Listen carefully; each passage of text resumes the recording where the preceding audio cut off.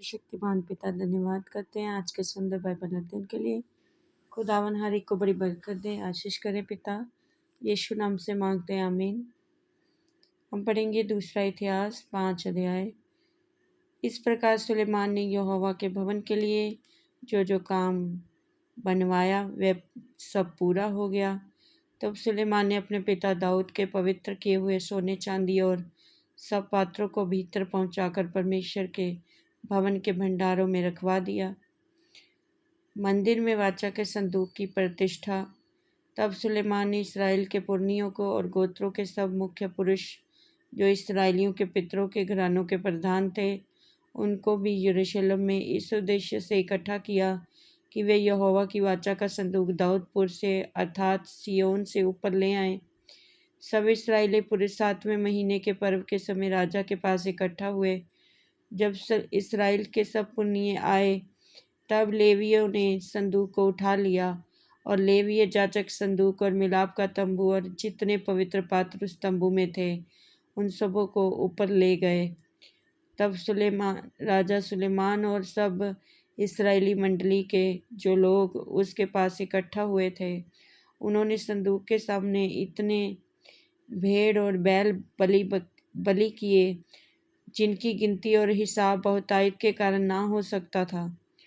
तब जाजकों ने यहोवा की वाचा का संदूक उसके स्थान में अर्थात भवन की भीतरी कोठरी में जो परम पवित्र स्थान है पहुंचाकर करूबों के पंखों के नीचे रख दिया।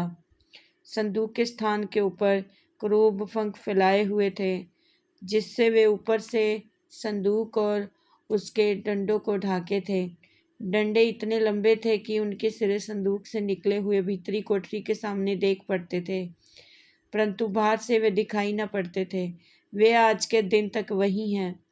संदूक में पत्थर की उन 2 पट्टियों को छोड़ कुछ ना था जिन्हें मूसा ने होरेब में उसके भीतर उस समय रखा था, जब यहोवा ने इस्राएलियों के मिस्र से निकलने के बाद उनके साथ वाचा बांधी थी। परमेश्वर का तेज। जब याचक पवित्र स्थान से निकले, जितने जाचक उपस्थित थे उन सबों ने अपने अपने को पवित्र किया था और अलग अलग दलों में होकर सेवा न करते थे। और जितने लेवीय गायक थे, वे सब के सब अपने पुत्रों और भाइयों समेत आसाफ, हेमान और यदुतून सन के वस्त्र पहने हुए, झांझ, सारंगियां और वीणाएं लिए हुए वेदी के पूर्व की ओर खड़े थे, और उनके साथ 120 जाचक तुरियां बजा रहे थे। और जब तुरियां बजाने वाले और गाने वाले एक स्वर से यहोवा की स्तुति और धन्यवाद करने लगे, और तुरियां, झांझ और आदि वाद्यों को बजाते हुए यहोवा की ये स्तुति ऊंचे शब्द से करने लगे, ये वह भला है और उसकी करुणा सदा की है। तब यहोवा के भवन में बादल छा गया, और बादल के कारण जाचक लोग सेवा टहल करने को खड़े ना रह सके, क्योंकि यहोवा का तेज परमेश्वर के भवन से भर गया था। इस वचन के द्वारा प्रभु ब्लेस करेंगे, आमीन। सबको जय मसीह की।